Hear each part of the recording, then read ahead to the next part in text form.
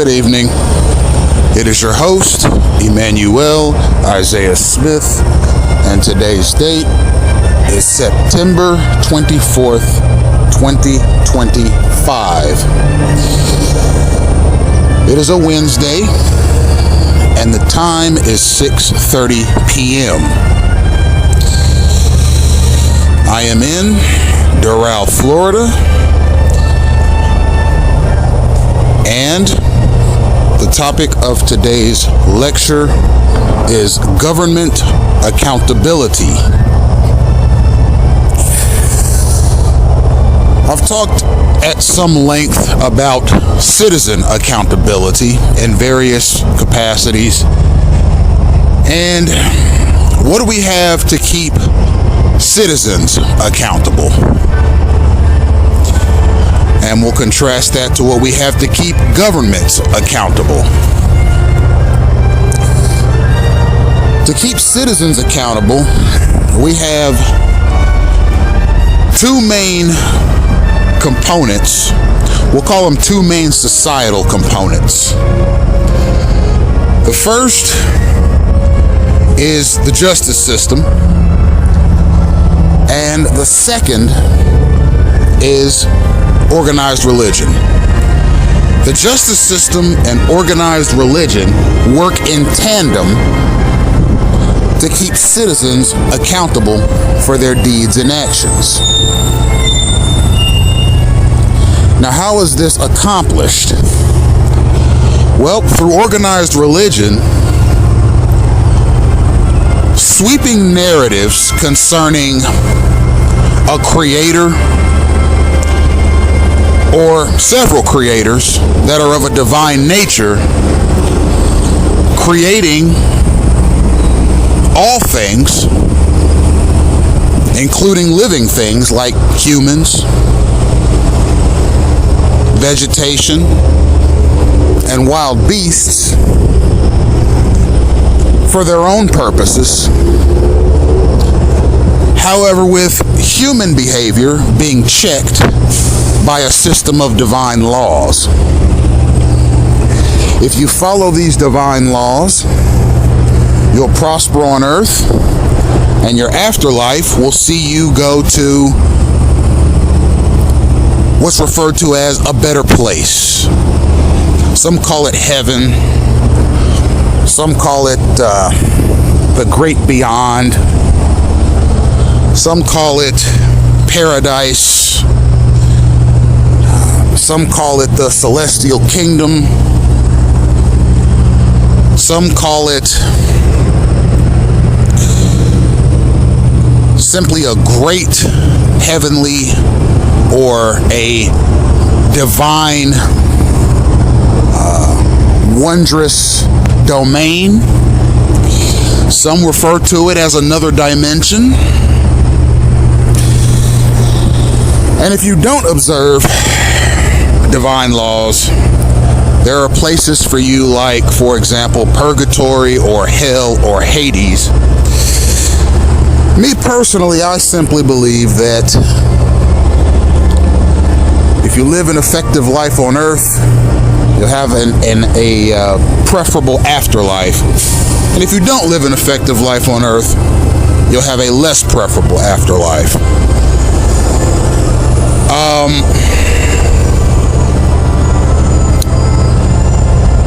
Divine laws, as put forward in various religious texts, are presented to people in a very stout, definitive, concrete, and observable way. Take the Bible, for example. There are instances in the Bible of good behavior. There are instances in the Bible of evil behavior. And there are instances of the Bible of neutral behavior.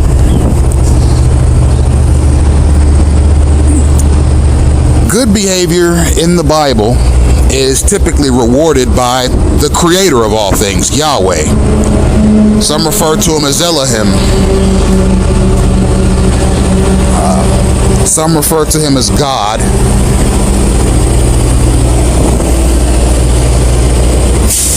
And there are a number of other designations for this all-seeing, all-powerful being that expects the best of his human creation at all times. And from the book of Genesis to the book of Revelation, we see instance after instance of human beings, mere mortals, fragile creatures, defying the laws of their fragility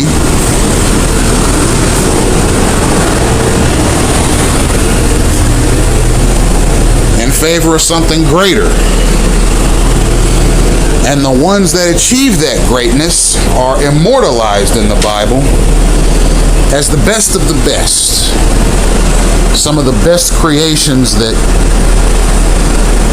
God himself has made. For example, you have instances of people like Moses, Joshua, Gideon, David, King Solomon, the prophets Joseph,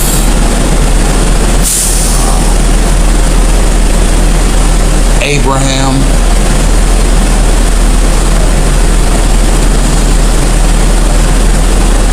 Obadiah, Jonah, Micah, Isaiah, Jeremiah,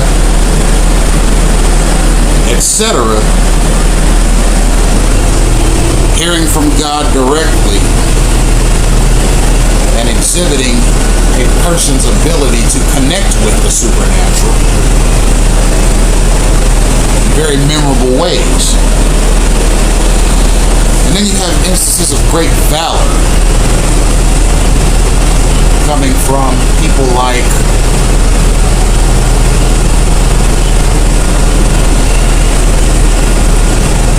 King Jehu, Samson,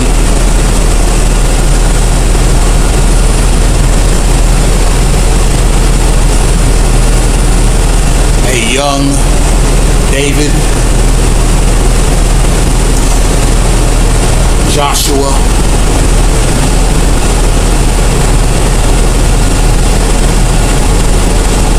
and many others who had military prowess that was divinely inspired that helped them to achieve great things. And then you had the lawgivers, namely Moses and Jesus Christ, who in the biblical narratives give people laws that are suggested to have been from God himself to give humans a template for how to conduct themselves towards each other, but also in respect to God himself.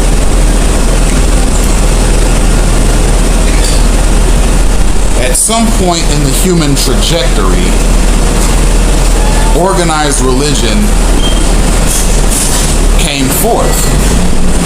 And in the 5 organized religions, namely Christianity, Buddhism, Islam, Judaism, and Hinduism, we see direct evidence of these various laws and narratives guiding the lives and actions of people.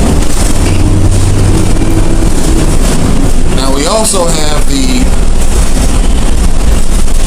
justice system, which further holds citizens accountable.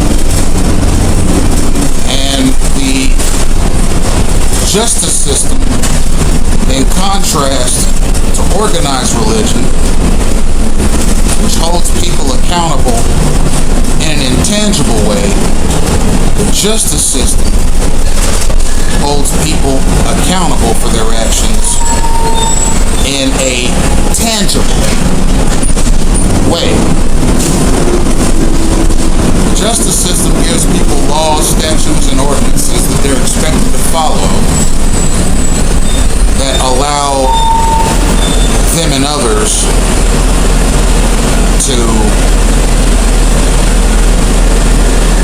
forge a trajectory through time and space that allows them to pursue life in a productive manner while allowing other people to do the same. If you follow these laws, statutes, and ordinances, you will have a better chance of going through your mortal life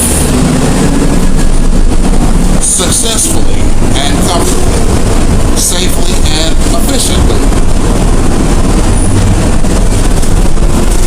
However, if you don't follow these laws, statutes, and ordinances and are found out by federal authorities, then it could create legal conundrums for you that could impede your ability to live gainfully. How are governments, particularly the United States federal government, held to account for its actions? Well, you have the United States Constitution, which is essentially the supreme law of the land that governs all other laws. And that includes the laws on the books concerning how governments and government auxiliaries are allowed to operate. You have state constitutions, which are similar to the federal constitution, but they govern the trajectory of the laws of the state. You have local ordinances and statutes that govern and oversee the operations of local entities.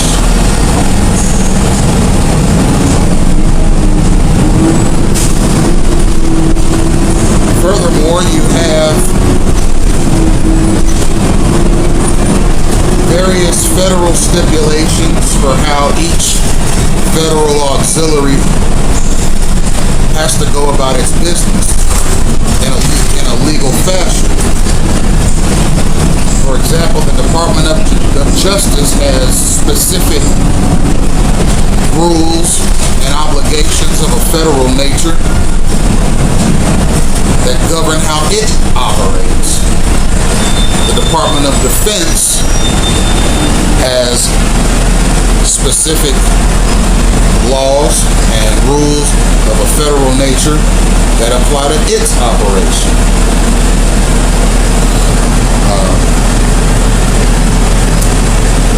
State-funded hospitals, for example, have specific rules and laws that govern their operations.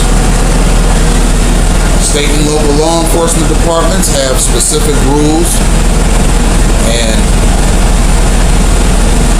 stipulations that govern their operations. Local, state, and federal legislatures, like, for example, city councils, state senates,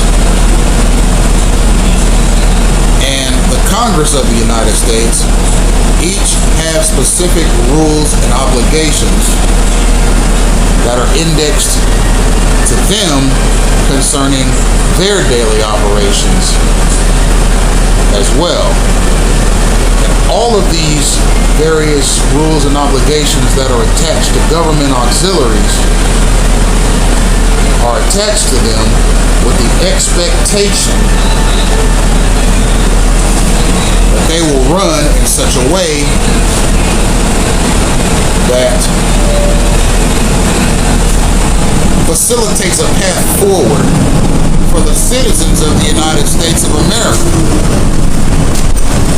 in conjunction with constitutional precepts.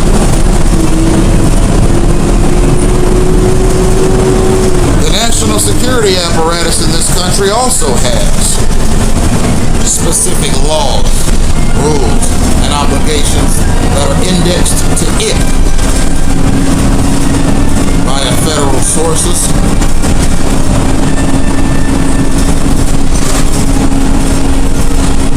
That ensure that its operation fits the needs and demands of ethical and efficient national security in the 21st century.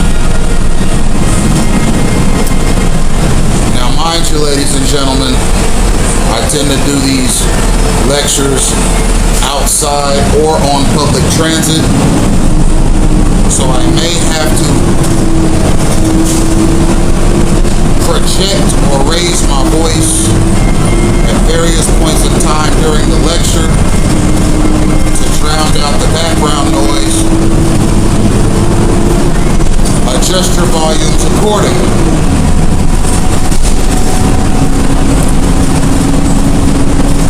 So, if a sitting president, for example, gets out of line with respect to his constitutional duties, his actions go before the Congress. If he's found to be in violation, Congress, if the votes are there, can begin impeachment proceedings. Same goes for a government same goes for a government or mayor or any elected official.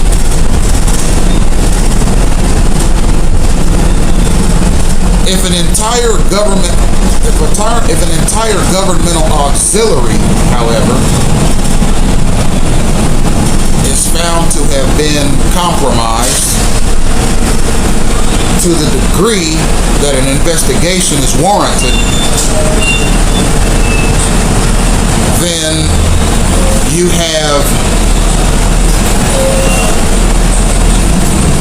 Inspector General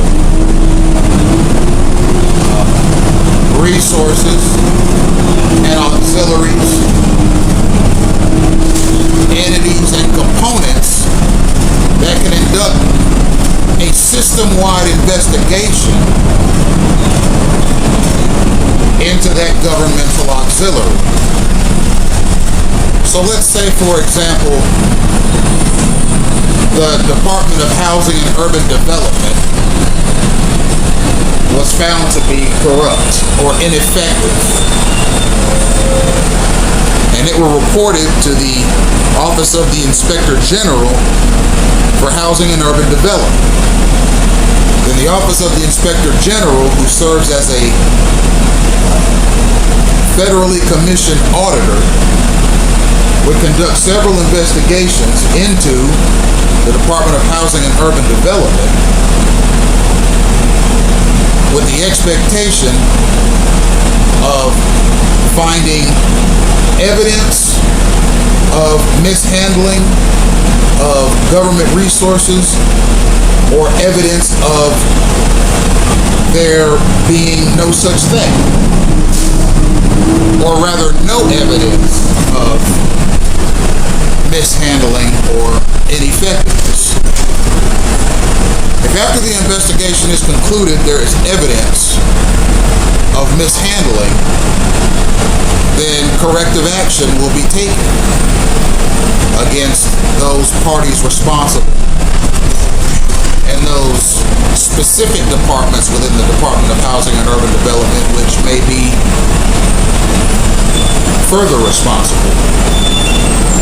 And changes in personnel and possibly changes in policy would be implemented to ensure the Department of Housing and Urban Development would not run into such problems in the future. Now,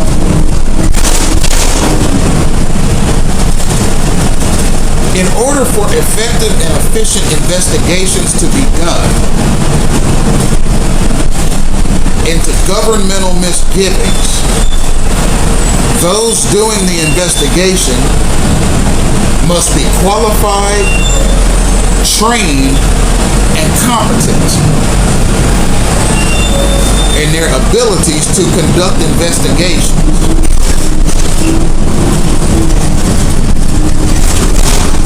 Now, furthermore, if the investigations are into, for example, military departments or intelligence agencies, the Office of the Inspector General of the Departments of Defense and or the Department of Justice would be involved with the investigation. Now, aside from the Office of the Inspector General, there are semi-governmental auxiliaries that can do reports and investigations of a totally different nature.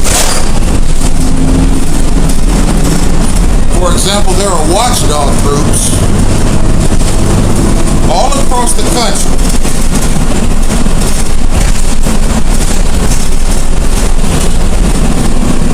that put up websites, hire staff, raise funding, and keep a constant eye on the U.S. federal government, the state governments, the local governments, and all their auxiliaries to make sure that they're running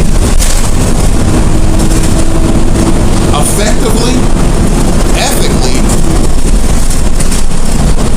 and efficiently.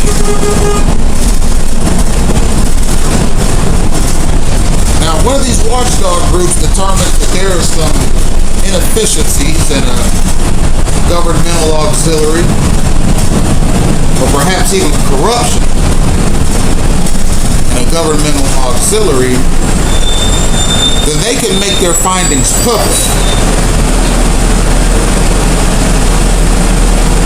And upon doing that, if a federal auditor, like the Office of the Inspector General, reviews these findings and finds them credible, it may start its own investigation.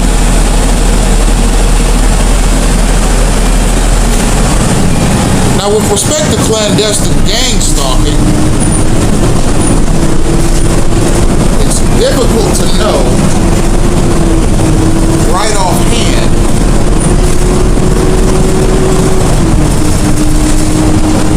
which auxiliary is directly responsible for the synchronization that a person witnesses on a daily basis. In my estimation, it would be a combination of the National Security Agency, the FBI, and the Department of Homeland Security.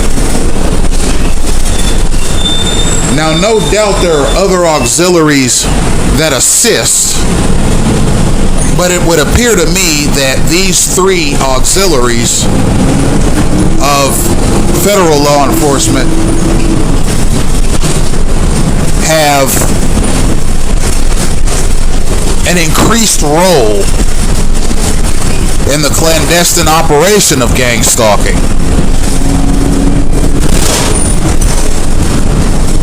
I ascertain that the United States Air Force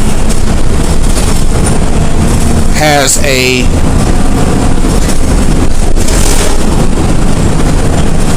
direct role in its operation as well, although there are almost certainly other Department of Defense auxiliaries and components that lend a hand.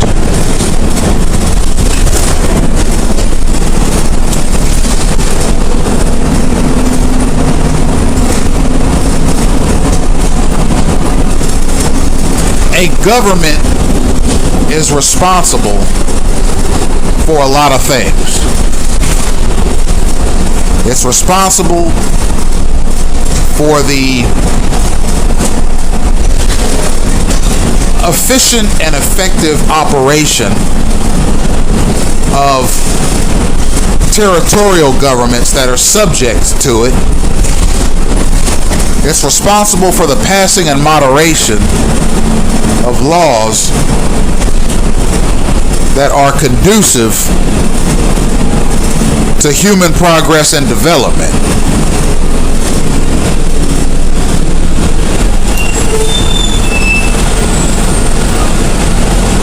All other activity that comes from a government, particularly a federal government, is going to be in line with these precepts.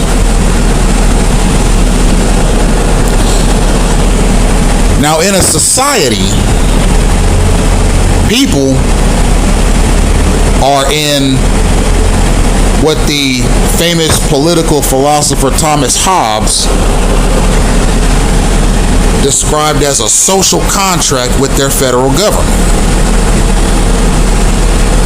And that contract is as such: if you follow the law, if you pay taxes, if you're involved in the political process, you will have a better chance at enjoying the rights, liberties, and freedoms that the Constitution offers, and you will be able to successfully enjoy the various public facilities and services that your government offers. That's it. That's the agreement. That's the arrangement. It doesn't get too much more simpler than that with respect to a citizen's relationship with their government. Now, the framers of the Constitution, which is a fabulously written document, realized that given human imperfections, that there would almost certainly be times in the trajectory of the newly formed United States government that it will become compromised in various ways. That is why they left it open to add amendments to the Constitution to correct any misgivings that may have arisen from governmental mismanagement.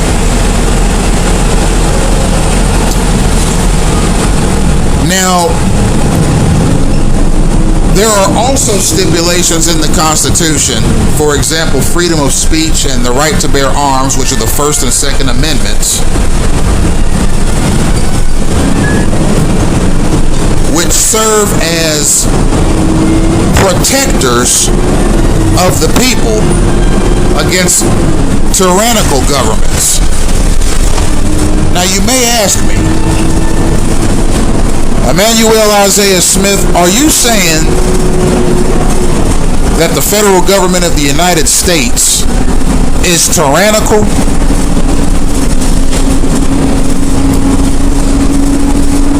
I'd say I don't know, but I do know that a program that it has authorized,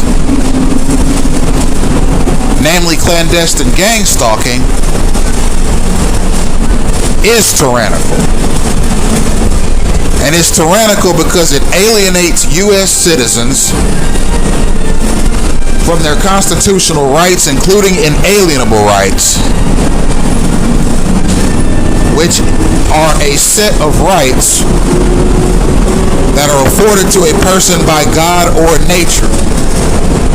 Rights that no man, woman, child, company, or government can legally and lawfully infringe upon. So what that means is that this clandestine national security debacle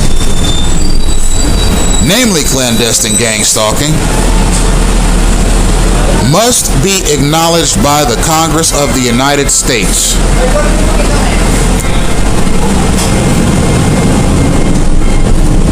Congress, which is the quintessential legislative assembly of the United States of America, must be held accountable.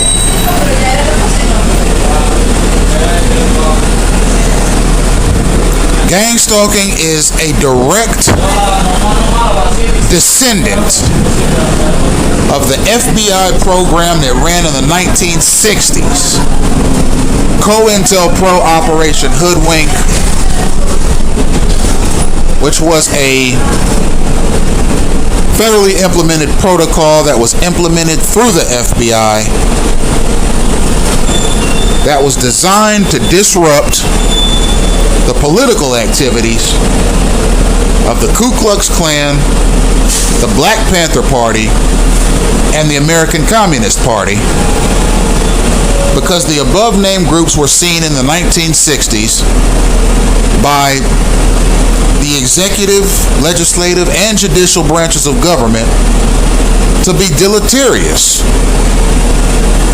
So the members of these groups were disrupted systematically using a covert system of interpersonal contact with other U.S. citizens that was of a disruptive nature against the members of those groups. And the contact that they had with their fellow citizens, particularly in the cities that they lived in, was disruptive to them personally and professionally, so that they would not be able to operate in their official capacities as members of those groups. Now, when that program was, when its mission was completed, the FBI renounced the program and allegedly pulled the plug on it. But 65 years later, we see that the FBI has not only not pulled the plug on the program, but it has enhanced the program exponentially. And the new program does not go after political dissidents per se, but after any United States citizen that is deemed necessary to be placed in what's referred to as a clandestine gang stalking campaign.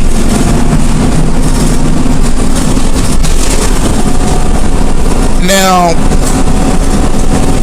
ultimately what this represents is political chaos. Because if you put the wrong person in such a program, and that person is not consumed by the program, you're going to get a situation like what you have with EIS Media Group, which is my company, where you're going to go online, you're going to expose the enterprise in detail,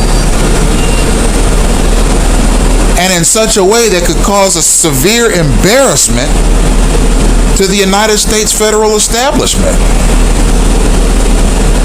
The kind of embarrassment that could cause it to lose its prestige on the world stage. The kind of embarrassment that would make people look back on these times in future generations and say,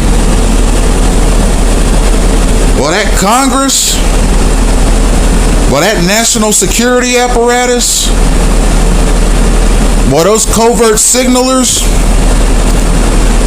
they were very deleterious to American society in those days. They got what they had coming to them. And we're going to learn from that lesson by not engaging in those kinds of behaviors at all. And those historical lessons will be heeded by myself, my significant other, and our progeny. You know, it's funny, sometimes I look at gang stalking as something that people are participating in so that they'd have something they could bond with other gang stalkers with, or maybe teach their kids and grandkids and reminisce on their time as a gang stalker and be proud of it. But rather than that, these are going to be times that gang stalkers look back on with deep shame, because they thought they could put one over on sovereign American citizens.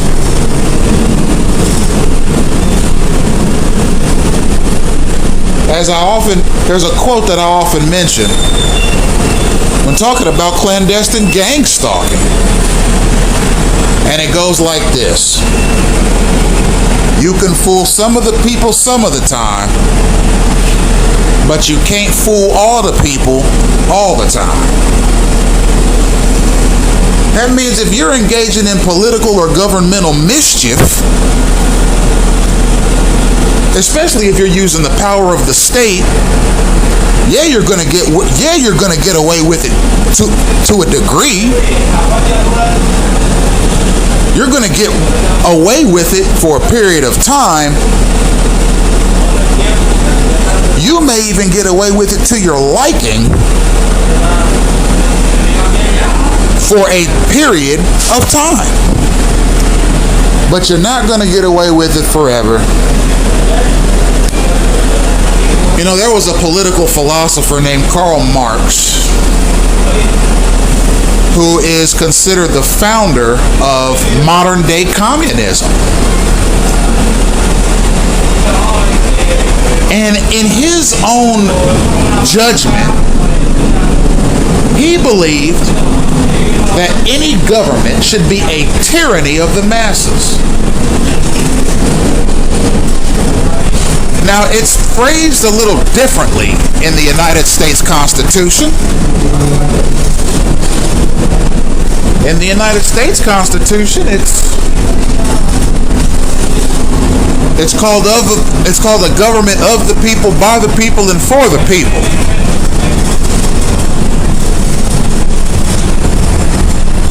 What that means is that if the people elect one of their own to serve in a governmental capacity,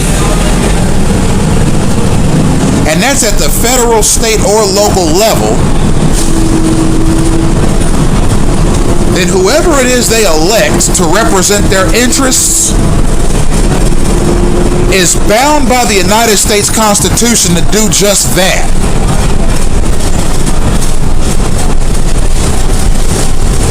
If they don't act in the interest of the people, if they don't uphold the United States Constitution, then you can get rid of them in the next election. You just vote for somebody else. However, if there's corruption involved, and there are federal, state, or local auditors that discover this corruption, then that governmental official will be forcefully removed from their position and or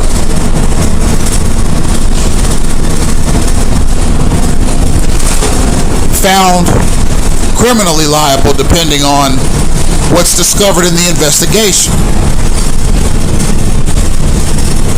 Now, do I believe that the formulators and actors in clandestine gang stalking campaigns are criminally liable? Yes.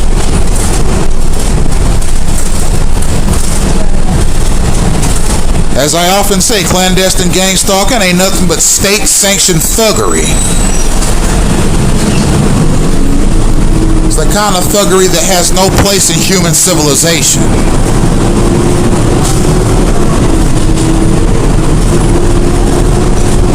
And if the federal establishment of the United States of America has reason to believe that clandestine gang stalking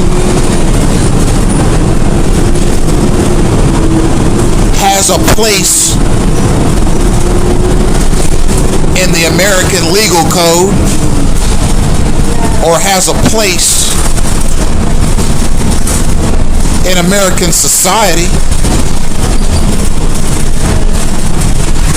you must, in the name of the United States Constitution, go before the American people and explain your reasoning.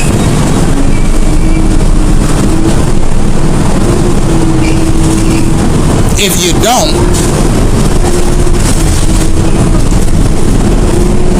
then it's not only the gang stalkers, the liaisons, and its formulators that are guilty of political malfeasance. It's our elected officials as well.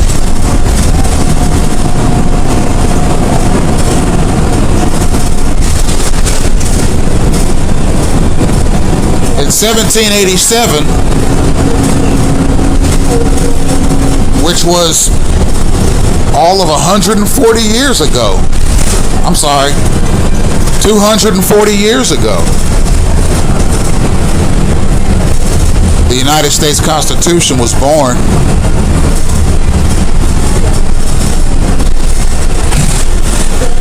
The founding fathers, as they call them, those who had a hand in the writing of the Declaration of Independence, those who had a hand in the writing of the United States Constitution, took a very pragmatic approach to these federal documents.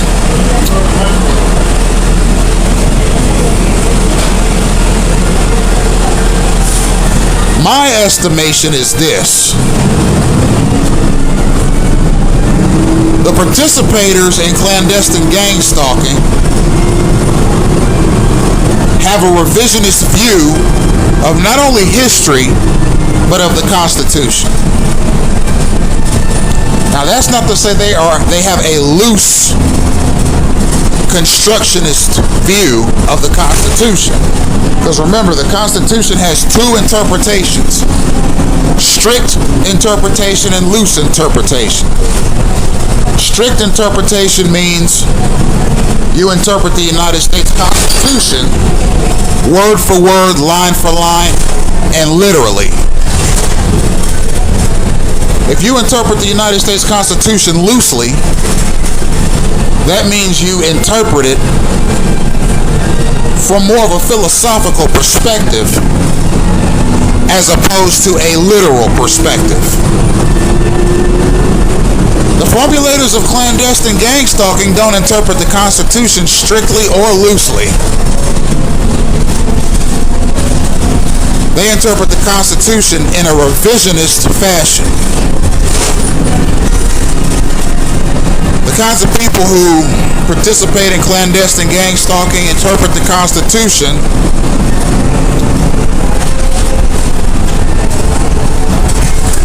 from a standpoint that is not present in the writings of the Constitution. They seem to believe that the signaling mechanism that they use to track, locate, confront, disrupt, annoy, pester, or attack a targeted person are warranted over and above the constitutional precepts of every citizen's ability or right to pursue life, liberty, and happiness.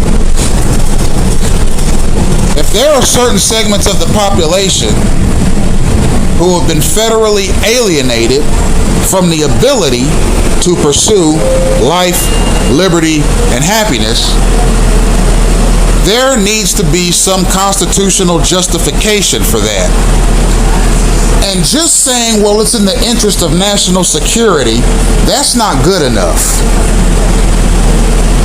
Especially if your operation is top secret.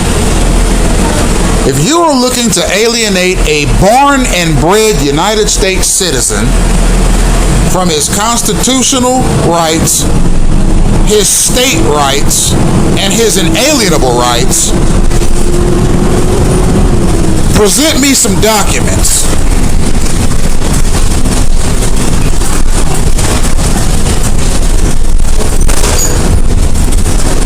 And show me a good reason as to why.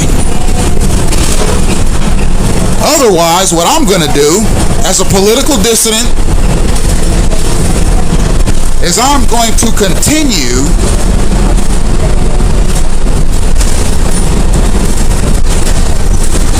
to produce material online that not only exposes the matter, but criticizes the matter and all its participants, which is something that could cause this country great embarrassment, because you cannot hide the truth forever. It doesn't matter if you're an international conglomerate like the United States is, with an overall debt of $32 trillion.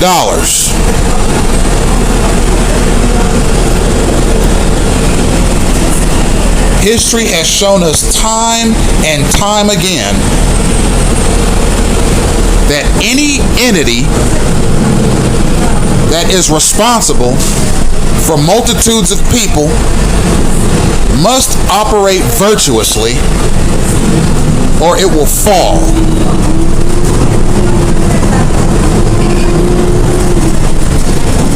You may ask me, does the United States of America, does it work? Do its auxiliaries work? Does its Constitution work? Does its Department of Defense work? Does its law enforcement mechanism work? I'd say, yeah, they work for some, but they do not work for all. As a matter of fact, they work for some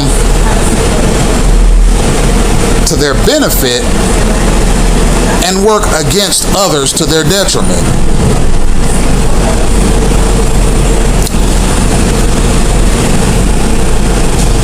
Ultimately, produce the documents that show that I am legally and lawfully being alienated from my constitutional rights.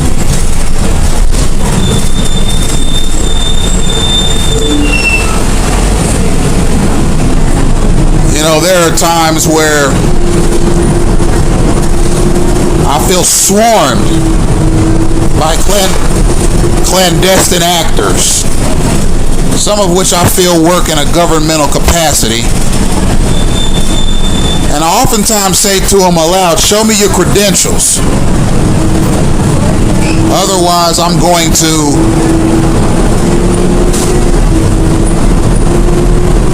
assume you're a hostile belligerent. Never once have any of them produced credentials. They'd probably come with some excuse where I'm afraid for my safety. Me and some of the others in my unit have observed this man, and we think he's high risk. That's obviously a lie, but it's a lie that they use to justify continuing operations.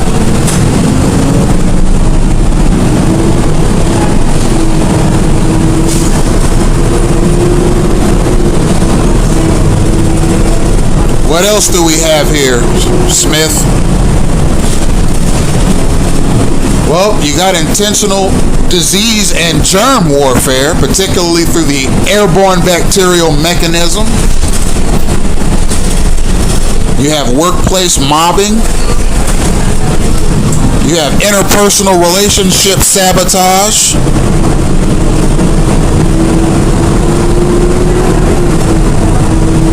You have burglary and vandalism, also known as gaslighting.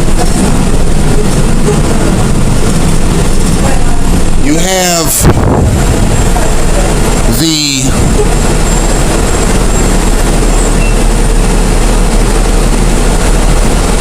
invisible weapons technology mechanism, which includes ultra-low frequency,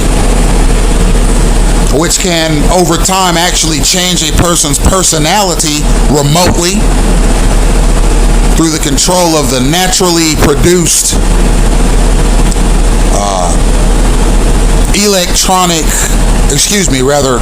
electrical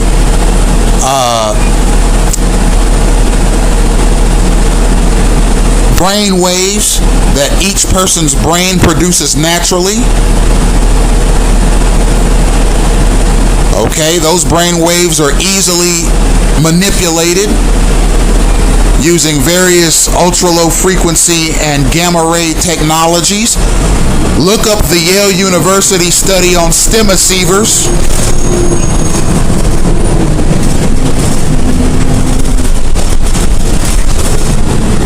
And you will see very clear instances of a person's thought process being remotely manipulated. And stemoceiver is spelled STIMOCEIVER, stemoceiver. It is a device that emits various frequencies and radiations from a distance that can alter a person's thinking through direct manipulation of the electronic waves that their brain produces naturally. Now, who in a million years thought the United States federal government would enable useful idiot liaisons to go on covert missions of pestering and annoyance? I never thought it was humanly possible, given how thoroughly specific the United States Constitution is concerning not only human rights, but citizen rights. It boggles the mind that that very same government, generations later, would produce government officials, even if they are officials that conduct national security hearings or have direct responsibility for national security matters, would allow U.S. citizens to go out and, in the name of the federal government of this country, simply disrupt, pester, annoy, harass, or attack other United States citizens. You essentially have a buffoonish and thuggish civil war right here in the United States, and it's citizen versus citizen, as opposed to the Civil War which occurred in the 1800s, which was the Union versus the Confederates. There are no sides here. There are no clear belligerents. You simply have people who are targeted and people who do the targeting. The people who are targeted can paint a very clear picture of what they're experiencing, and the people who do the targeting can also paint a very clear picture of what they're experiencing, and that's clandestine thuggery of a high nature. Thank you for tuning in.